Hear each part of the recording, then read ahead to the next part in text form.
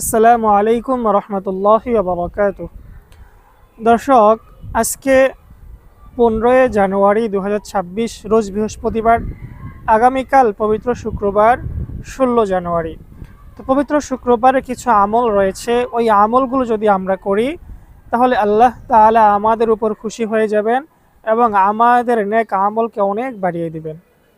সেই আমলগুলোর মধ্যে 1 নম্বর আমল হচ্ছে, আমরা সকলেই চেষ্টা করব শুক্রবারে রোজা রাখার জন্য, অর্থাৎ বৃহস্পতিবার রাতে আমরা সেহরি খাবো, শুক্রবার দিনে রোজা রাখবো। এই শুক্রবারে রোজা রাখার একটি বিশেষ হাদিস রয়েছে। রসুল সাল্লাল্লাহু আলাইহি ওয়াসাল্লাম এইবারে রোজা রাখতেন। রসুলকে যখন জিজ্ঞাসা করা হলো, আপনি এই দিন কেন রোজা রাখেন?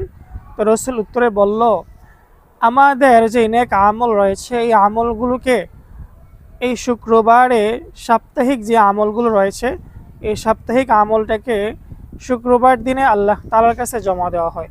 ওই অবস্থায় যদি আমরা রোজা রাখি তাহলে অবশ্যই আল্লাহ তাআলা আমাদের উপর খুশি হয়ে যাবে। তা আল্লাহ তাআলাকে খুশি করার জন্য অবশ্যই আমরা চেষ্টা করব শুক্রবার রোজা রাখার জন্য। দ্বিতীয়ত আমল হচ্ছে, আমরা সকলেই চেষ্টা করব শুক্রবার দিনে সূরা কাহাফ তেলাওয়াত করার জন্য। সংক্ষেপে একটি হাদিস বলি। হাদিসের মধ্যে পাওয়া যায়, যে ব্যক্তি শুক্রবার দিনে সূরা কাহাফ তেলাওয়াত করবে, আল্লাহ তাআলা তাকে আগামী শুক্রবার পর্যন্ত সব ধরনের বিপদ আপদ থেকে হেফাজতে রাখবেন।